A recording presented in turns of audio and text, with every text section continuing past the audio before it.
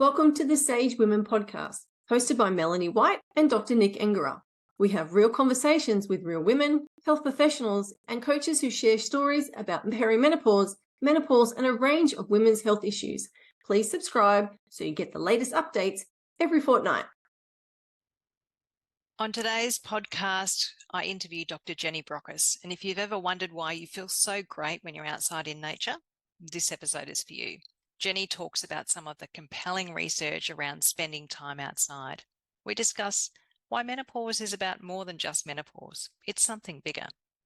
We talk about how being outdoors improves our eyesight, how to modify our work environments to bring some of the benefits of nature indoors, and why we'd be better off not listening to podcasts or music while out walking on the beach. Stay tuned for this really compelling episode with Dr. Jenny Brockis. Hey, it's Melanie White here on the Sage Women podcast, and I'm really thrilled to have here in the room Dr. Jenny Brockis. Jenny, welcome, and thanks for being on the podcast. My absolute delight.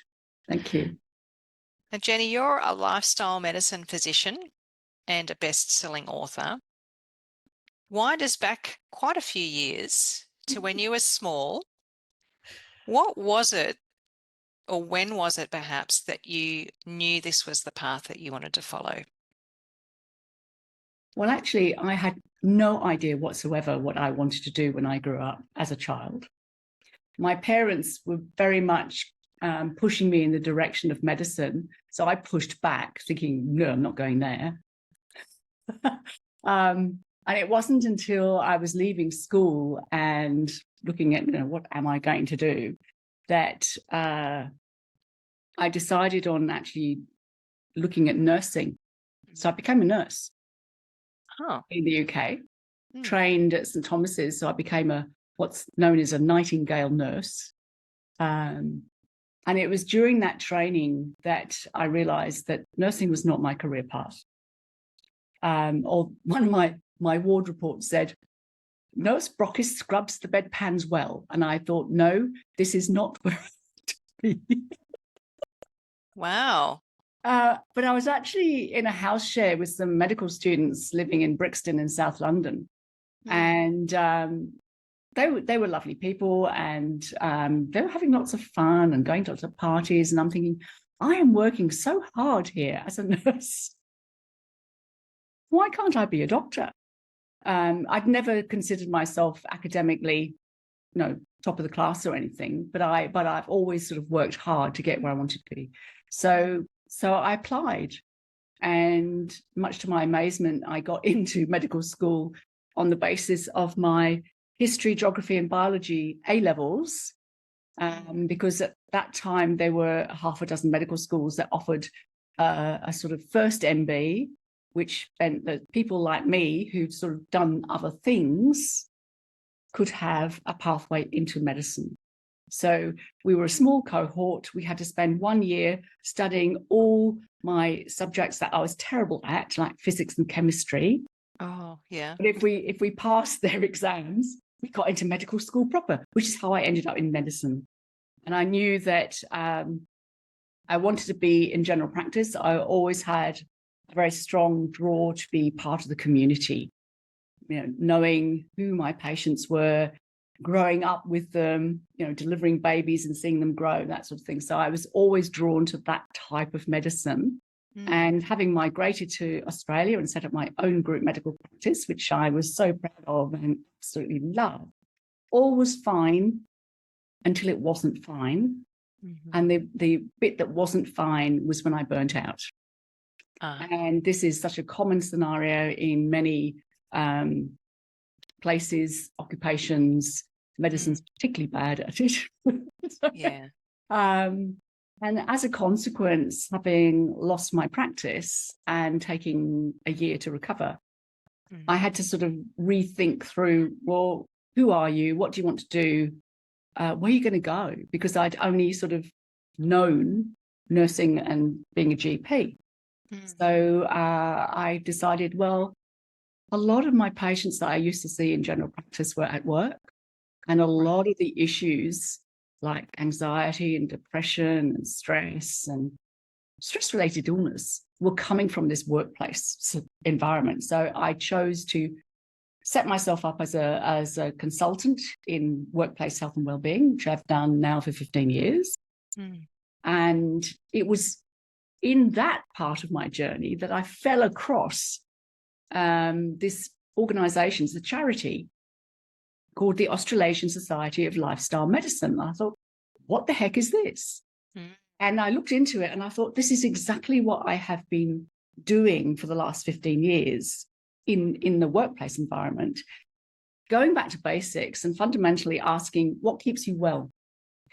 It's a preventative approach. It's a holistic sort of, I want to know all about you as a human being, not just your sore toe or the fact you've got high blood pressure.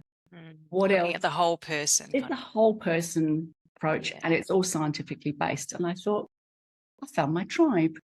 And so, so I joined and retrained and haven't looked back, because I can see that there's a growing sense from within the healthcare profession itself that we need to do things differently. We've got to stop just reacting to illness, and we've got to get much more focused on keeping people well.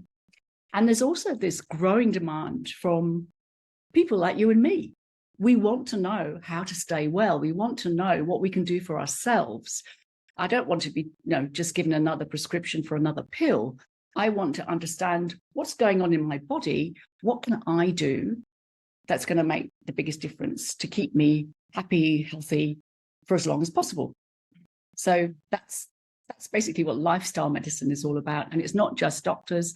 Anybody with an allied health degree can become part of the lifestyle medicine movement. And we're gathering all sorts of people from all sorts of different areas, and now including more specialists as well. So we're now seeing lifestyle medicine being practiced by psychiatrists, by general physicians. And I think this is so exciting because we're changing the lens through which we have looked at health. And I think it's been a long time coming, but it's getting there. That's so fascinating, Jenny. Yeah. And it makes me wonder, we come from a society where we wait until things are really awful and terrible and we get sick, and then we go and say, help me, give me a pill, give me a medication, give me this. And that's been the paradigm in our society. I'm wondering how you've seen that shift as you've gone through the traditional medical system and through into lifestyle medicine. What is your sense of that? How are we actually going in terms of being reactive versus being proactive? We're still very much stuck in the reactive phase because we've been doing that for so long. But I think it's a bit like psychology. Psychology underwent a metamorphosis 30, 40 years ago, because up until that point, psychology had only been about what's wrong with you mentally, how can we help your anxiety and your depression, et cetera, et cetera, et cetera. And then it was Martin Seligman who sort of popularized positive psychology, which was going back to the real roots of psychology, which has actually always included what do we do to keep people well. So psychology has already been through this transformation, and I think we are just following up behind on their coattails, understanding that prevention is so much more effective. And I mean, we've got a, going back just a step, we've got a rapidly aging population. We've got so much chronic disease in our society, and worryingly, those chronic diseases are popping up in younger people in their 40s. Before. And our system it's not sustainable. We can't keep up with the demands being placed on the system to sort everything out. And we know that so much of the suffering and the disease we see is essentially preventable. So we've just got to take our glasses off and say, well, if it's all preventable, why aren't we focusing on not just fixing what's broken? Because we always are going to need acute medicine. I mean, that's a given. And we're always going to need medication when it's appropriate. But there's so much more room for especially, well, one of my particular interests is in mental well-being. So when people say to me, Jenny, can you come and talk to us about mental health? I say, well, actually, can I talk to you about mental well-being? Because mental health is just one facet. Yeah. Mental well-being is what we can do on a daily basis to ensure that we are in a more positive state of mind more often. It's not about being happy, clappy, everything's fine with the world and being unrealistic. It's about doing those things that, give you that little lift, give you that sense of pleasure and joy in what you get out of your day. It's little things that can make the biggest difference. I agree. And I'd like to pick up on a couple of things that you said just now. One is the statistics coming out of the US that say for the first time ever, children are dying before their parents. Yep. Which obviously must be a huge wake-up call for us all if we're looking at what can we do to prevent disease and is it an issue? It absolutely is, according to that statistic. Yeah, it's totally shocking. And Australia is really no different from America. We're not quite as bad, but we're not very good either. Despite that, we do have one of the best health systems in the world, according to people that sort of look at different healthcare systems. So we're doing something right.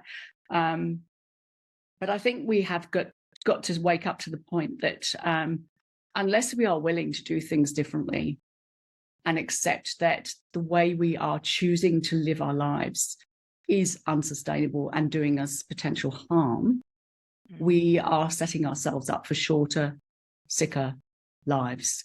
And not just ourselves, but our children especially. What frightened me also was not just that our kids are potentially at risk of dying earlier. The prevalence of cancer in younger people is going up like this. So we tend to think of certain diseases happening at certain ages. And of course, it all goes to custard when we get older. Well, that's what we used to think. But we now know that actually that cutoff point, if you're over 60, you've got to expect these things. We're now saying, well, if you're in your 30s and 40s, you really need to be thinking about what you're doing now for how you will be when you're 50 or 60 or older. So it really is shifting the mindset to let's set our children up for success. Let's set them up to know for themselves what they can do, because kids are not silly. They pick up things really, really fast. And I think if we can get them on board with, understanding that what they do to help themselves be able to be fit and active and running around and doing everything they want to do, means they'll grow up into being fitter, active, healthy adults, et cetera, et cetera, et cetera. So we've got to start right at the beginning, because lifestyle medicine is lifestyle. It's, the whole lifespan. But at the moment, our lifespan and our health span are not equal. And the health span is shrinking, meaning that we get away with a lot when we're younger until we don't. And when the health span is a bit dodgy, it means that our last years are going to be much more difficult because we'll be facing different ailments of different sorts. So I read recently that the health span for women is 12.7 years. So if you live to 90, it means you're going to be living a miserable life for 12.7 years prior to that. Yeah, and I don't know about you, Mel, but that's not good enough. I agree. How do we allow this to happen? And I think there's been so much focus, especially on the last few years, about the transition, because we are living longer, that women go through, perimenopause and menopause. And there's been this huge focus on this life transition phase. But I think we haven't given enough credence to the other things beyond menopause itself. Yes. Because menopause is simply when you've had 12 months without a period. And we know that, yes, there are other things going on that we can acknowledge, the hot flushes and the achy joints and the poor sleep and la, la, la, la, la. But there's so much more that's actually also going on in our systems at the same time. And I think this is where we can really take charge of our health in a much more positive way.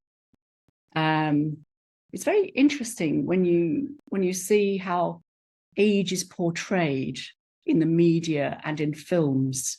And I find it somewhat disconcerting when, they have somebody who's portrayed as being elderly because they're 60. I'm thinking, what? Elderly at 60? Really? I know. Some women or men are. And I have been involved with a wonderful pilot project that's been run in Perth for a number of years called Stay Sharp. And it's to help people as they age stay cognitively and physically well. And they're a delightful group of people. And it's always such a joy to go and be with them for, a session or two. But what's really interesting is that quite a few people in the audience are younger than me. And I'm standing there thinking, well, why are you here?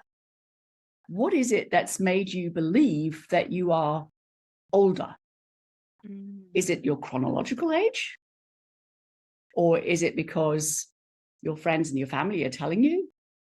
I think we need to revisit how we interpret aging, and we've got to get over this ageism stuff because I'm really fed up with it. The stereotypes around aging are really awful, aren't they? And it's interesting, even as recently as a few years ago and still to some degree now, if you're searching for an image to use on a digital platform and you type in middle-aged woman, guess what you get? A grandma, curly permed, white hair, pearls and twin set. And I'm thinking, is that middle-aged? It's a bit scary, isn't it? It is a bit scary. I'm sure you look lovely in pearls and a twin set, Mel. It's not you. No, don't go there. It's what you're saying is so interesting. Our perceptions become our reality, and that makes any sort of a major transition as we age harder because we feel judged, dismissed, invalidated. Yes. And all of that impacts our mental health. I love the way you're talking about what can we do instead of going down that path, not to accept that path. Yeah, exactly. But to make a different choice. And going back to basics, as a biologist, which was my first career, I always had a dream that I'd love to live in tune with the cycles of nature. Yeah. And that means that we do need to get in touch with how do we live a good life at a very simple level. What is my body telling me that it needs? And then we see all of these overlays of modern things that we have to fight against almost. The internet, we're able to sit here on this Zoom meeting and have this conversation. But if I'm, there's this term buffalo neck, I'm sure you've heard of that, which is the deposit of fat on the back of your neck. And I see on Instagram all these people saying how to get rid of your buffalo neck. But in midlife, there is also osteoporosis, and the fact that we're sitting here with this forward head position, like, look at that. My mum has a dowager's hump that's quite bad, so I'm really aware of my posture. And if I'm doing this for 8 hours a day, I'm already starting to get rounded shoulders a little bit and upper cross syndrome. And I'm thinking, wow, I need to do something different. When I learned personal training, when I studied that and qualified, we used to talk about adult onset diabetes. Going back to your earlier comment, we're seeing that happening in young people now, and that's concerning. That's right. It's very concerning. When I went to medical school, I mean, we are going back a couple of decades at least, there was no such thing as type 1 diabetes, type 2 diabetes in children. It just didn't happen. You only saw type 1 in children and young adults, and type 2 was always something that happened in grown-ups. And now we're seeing it across the entire lifespan. The other thing that is very interesting and also shocked me was I met some lovely people recently who are doing research into frailty. And this may be something that you're familiar with as well, because frailty is an indicator of how long you will live. So nobody wants to be told you're frail, because that, in my mind, conjures up this hunched over little lady, who can't walk very well and is at risk of falling over. Gets blown over by a strong wind. Yeah. That's right.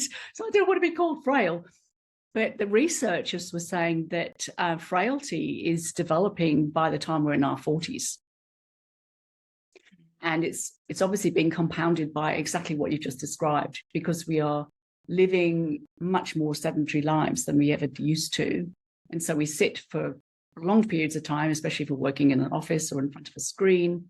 And so we're not utilizing our body in the same way, and we are becoming frail at a much younger age. And that, I think, is a huge wake-up call. I mean, if I was told by my GP, oh, you know, you're here for your well woman check, you're 42, good. But did you know your frailty index is a bit high? I'd be really shocked, because I would not expect it. But I think we've just got to look at how we live, and what we can be doing differently to prevent that, because we know that a lot of this chronic disease is not only preventable, but it's reversible. In the same way that, you know, if you've got heart disease or high blood pressure or type 2 diabetes, especially if it's picked up early, you can reverse it. And that's revolutionized how we look at that. Because again, I was taught originally, once you've got diabetes, you've got it for the rest of your life, and it's all downhill, blah, blah, blah. And we now know that's not true. So absolutely. We've just got to change perceptions and expectations, because expectations are so powerful. I came across Ellen Langer's work a couple of years ago. She's an American professor who's done a lot of work in the area of mindfulness. And she was involved in this delightful study where they were looking at how people perceive themselves at a certain age. So they set up this house, and they designed it so it looked like a 1950s house, from, you know, the wallpaper, how the kitchen was set up, you know, what was on the television, what you could listen to on the radio. So it looked like you were walking into a 1950s house. And then they found this group of people to go and spend, I think it was a week or so, living in this house together, just to observe what they did. And what was fascinating was that, and most of these people were in their late 70s or early 80s. You know, they came up to the front door, you know, with their walking frames or their sticks, looking old and elderly. And one chap got in and said, where's my room? And he was told it was upstairs. And he said, well, who's going to carry my bag? And he was told, well, you are. And he said, what? Not me. I'm old, don't you know? By the end of the week, where they had been transformed back into the 1950s, what was so fascinating was a lot of them had thrown away their walking sticks and their Zimmer frames, and they were up interacting.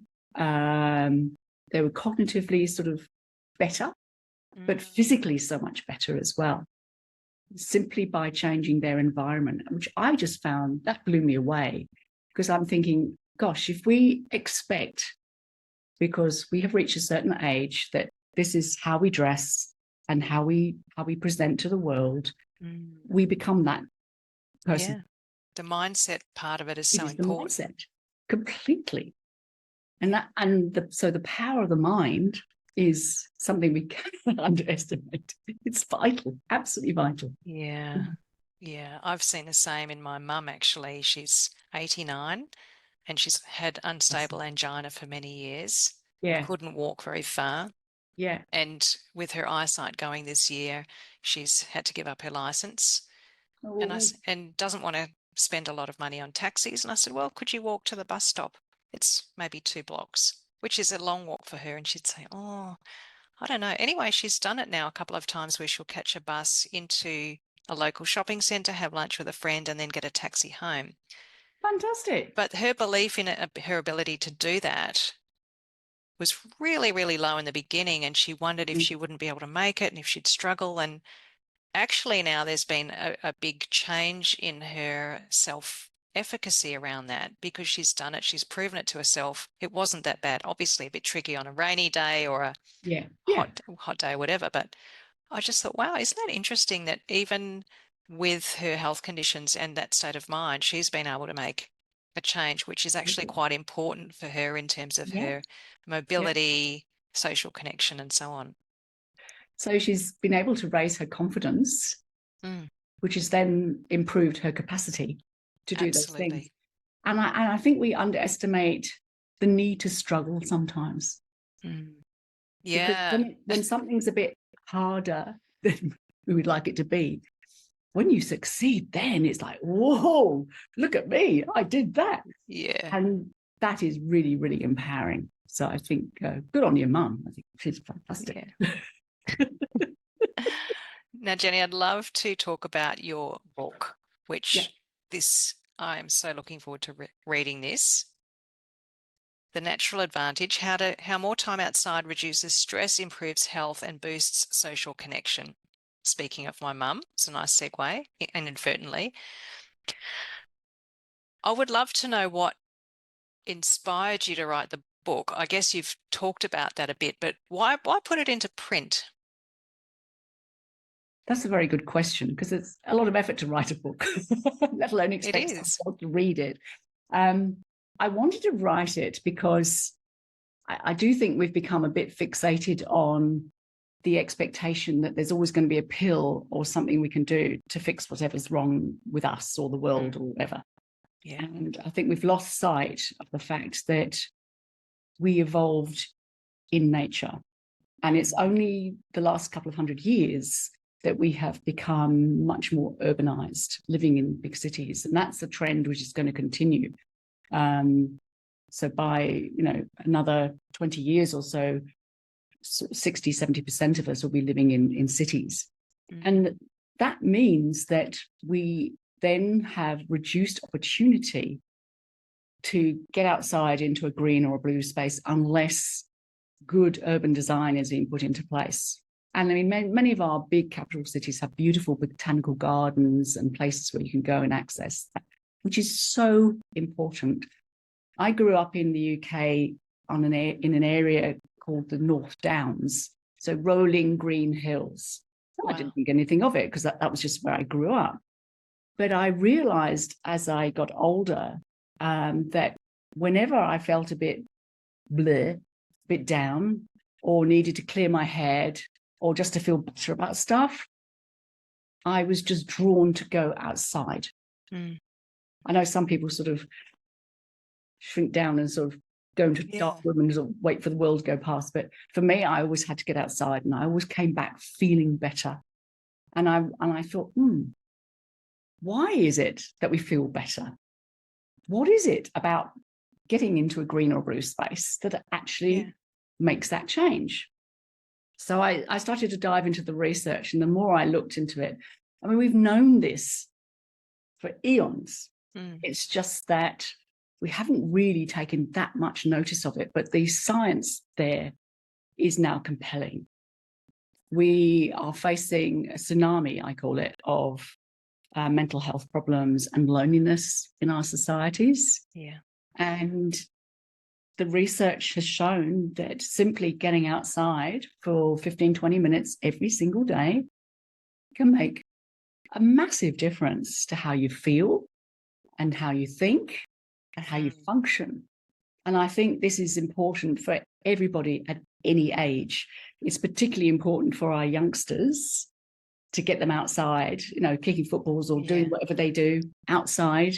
And there's a chapter in the book where I talk about why this is particularly important for developing eyesight. I mean, I've always been extremely short-sighted, and that's a genetic thing. But we now also know that our environment is creating a huge amount of short-sightedness if we are choosing to stay inside too much.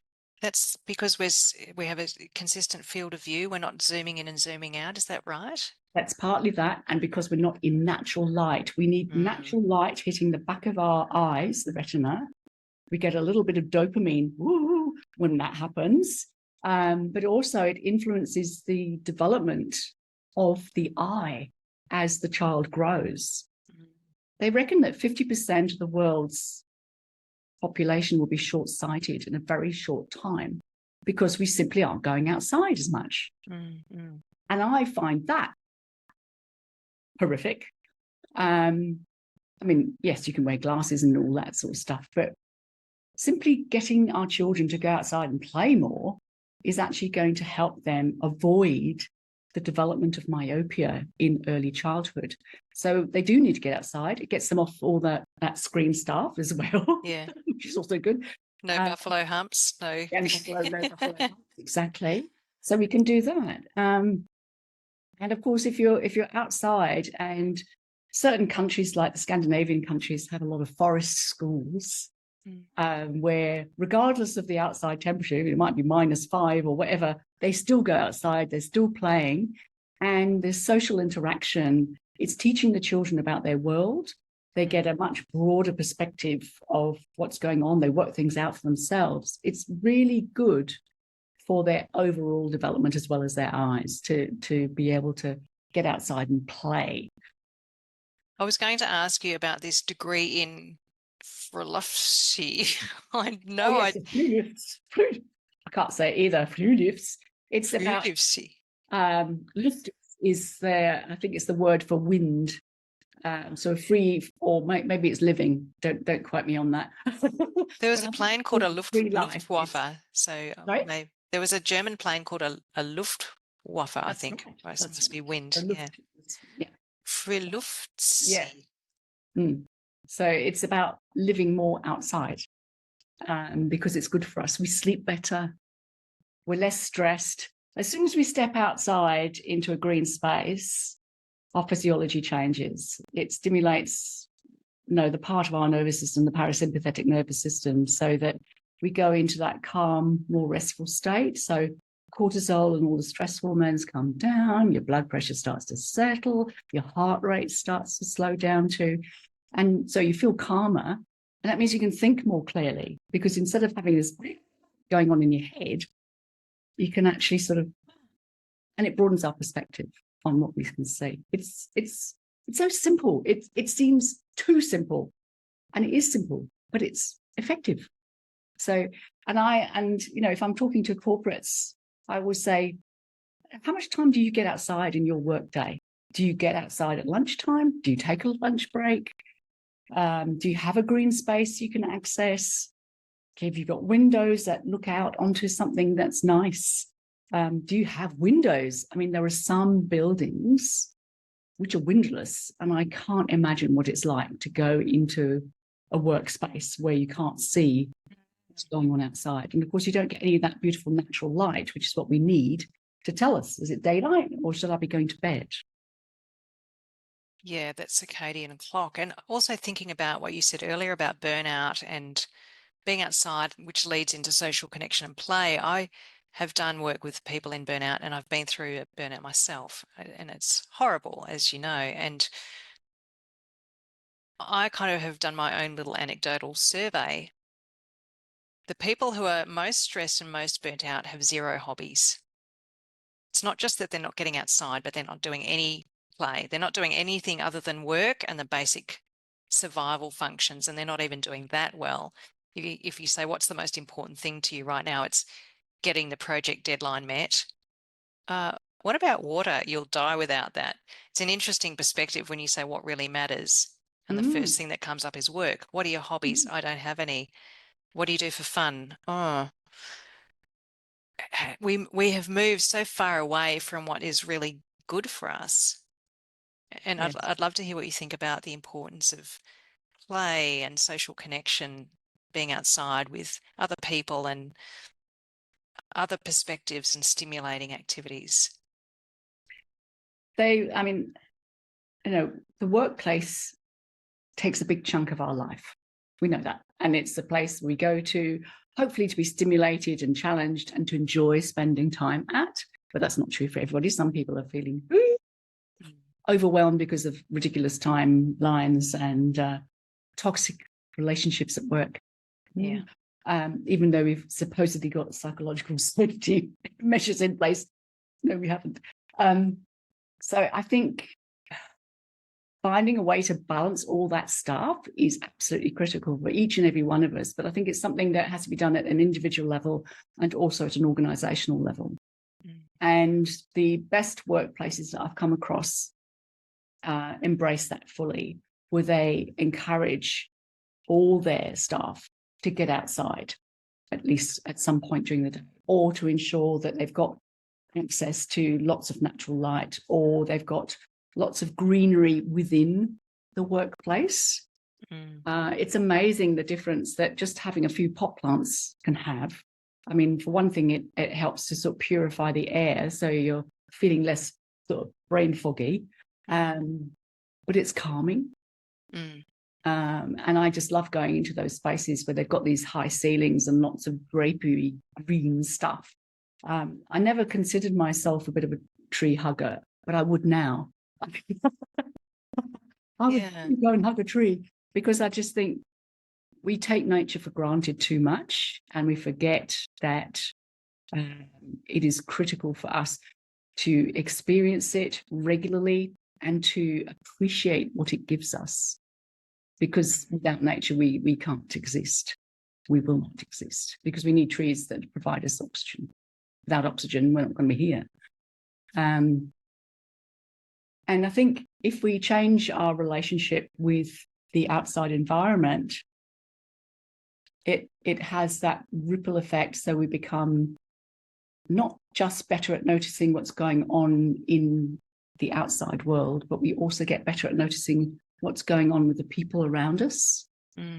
And because we're calmer, we are more pro-social. We're more likely to want to interact with other people. We're not as angry and intense and frustrated as we might be otherwise. So I think, you know, there's so many good things that can come out of this. And I think one of the things that's really exciting for me is that we are seeing many more what are called social green prescriptions being provided by practitioners, where somebody comes in to see you and your understanding is that maybe they're recovering from a mental health problem, maybe they are horribly lonely, maybe they've got all sorts of things going on in their life which is getting them down and making them sick.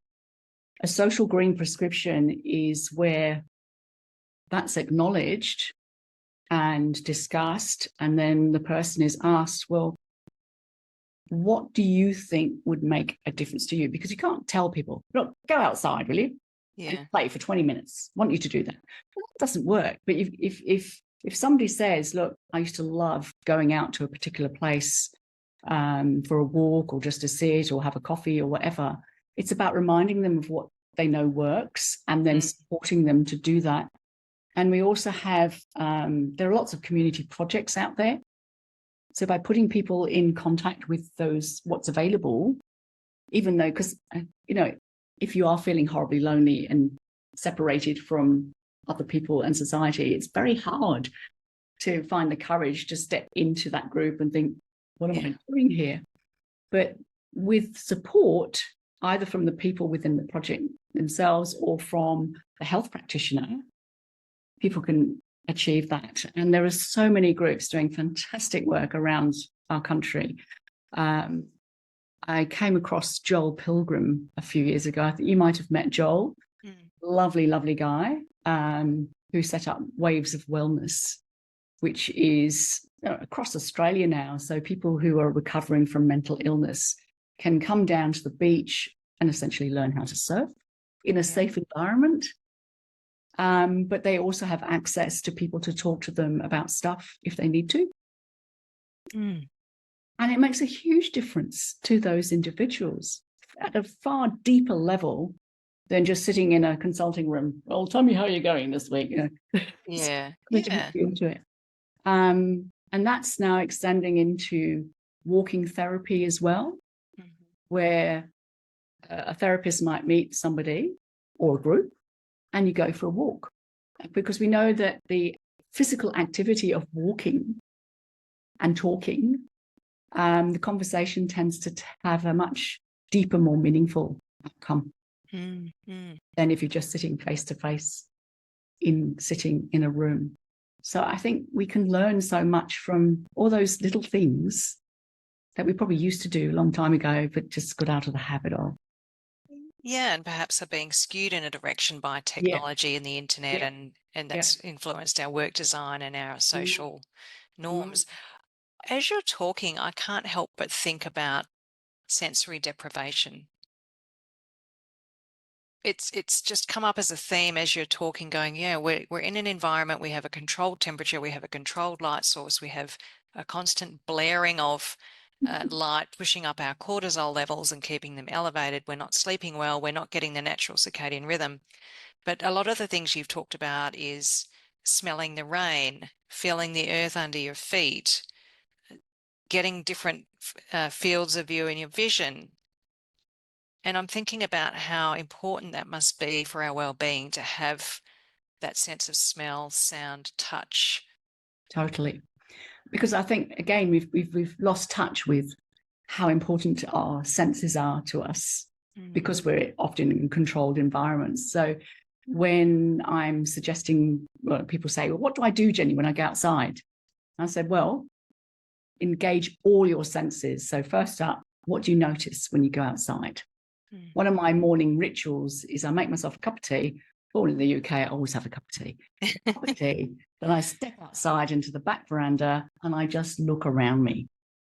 Our backyard is a bit of a jungle, but I love it like that. So I'm looking at the trees. I'm noticing if the wind's moving them. I'm looking at the clouds to see, what's going on up there. So I'm noticing more broadly. And then what can I hear? Now, yes, I can hear a little bit of traffic noise, but I can also hear birdsong. And birdsong and wind and water are particularly soothing to our brains. So if you've got a backyard and you can hear a bird, you think, oh, it's a little bird, how wonderful. It's going to make you feel better. And there's something as little as that can have a positive effect, and give you a sort of, yes, that was good today. I heard birdsong. And we know that people who live in areas where they've got the greatest exposure to more biodiversity enjoy higher levels of well-being. But that doesn't mean that if you live in a concrete jungle where there's no sort of green aspect, that you miss out entirely. This is where you can bring it in. Or if you've got a very small balcony, you can put pot plants and stuff and just sort of look at those. And sometimes it's the little things. I mean, I always get fascinated when I see butterflies and small insects. I'm always curious to have a look at them, as long as they don't bite. And I think that sense of awe and wonder is so uplifting. I was thinking of that earlier when you were talking about being outside and what you see and what you experience. I thought, it's bringing up some of those positive emotions. And I used to walk on the beach local to me, which is very close to my house. I'm lucky to live in a regional area where I have access to the beach and the bush. Walking with earbuds in, listening to a podcast. And then I took them out one day and thought, there is so much information around me. I don't need the earbuds. Hearing the wind in the trees, hearing the surf crashing, hearing kids playing, hearing birds. Actually, there's so much sensory information that's available. Yeah. And you don't need to be plugged into a device to get it.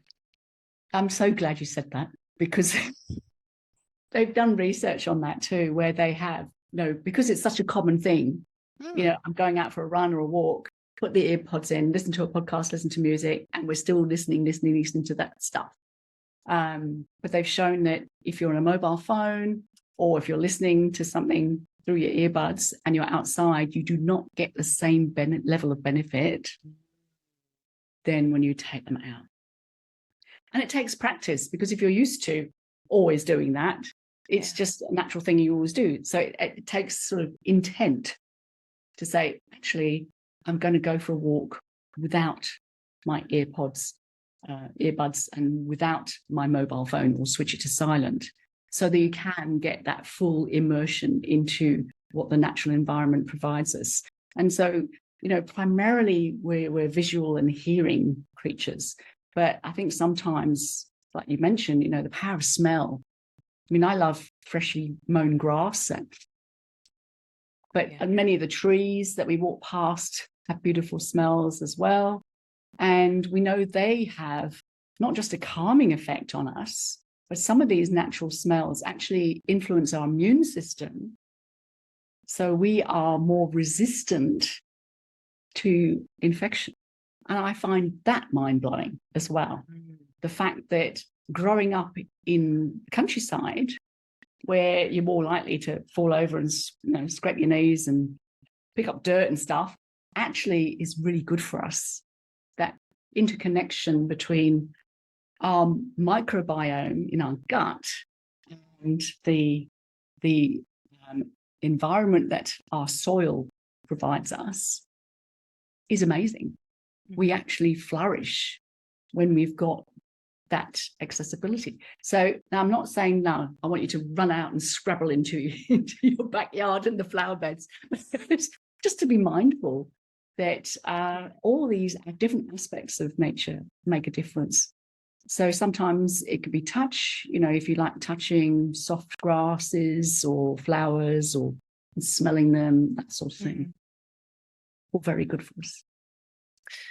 Wow, Jenny, we've talked about a range of things, and I actually feel so enlightened and enlivened, energized by this conversation, because there are so many things that are accessible to us all. And you've talked about several things today, from not just the benefits of getting outside, but also how to do it and how to bring it into your inside world for the benefits. And it's quite eye-opening to think about diminishing benefits of a walk on the beach if you're listening to something on a device versus not. Yeah. There's so much to learn, and I'm hoping that everyone will buy a copy of your book and read it. And I'm so looking forward to reading that, because it's just a reality check, isn't it? It is. How do we stay well? And we can think about all of the potions and the lotions and the pills and the practices, but it actually is much simpler than that. It is about getting outside, if I'm summarizing correctly. Yeah. Finding self-confidence in the things that we intrinsically know how to do but have perhaps forgotten, and reconnecting ourselves with the intangible and tangible benefits of nature. Absolutely. I couldn't have summarized that better myself. Thanks so much, Jenny, for your time today. I'm going to include links to your information and your book in the notes for this podcast, and I hope that people listen to it not while they're walking on the beach, but while they're driving somewhere locked in a car through their Bluetooth device. Thank you so much for having me on your podcast, Mel. It's been great. I hope we can talk to you again. It's really interesting. Thank you. Thank you. Bye for now.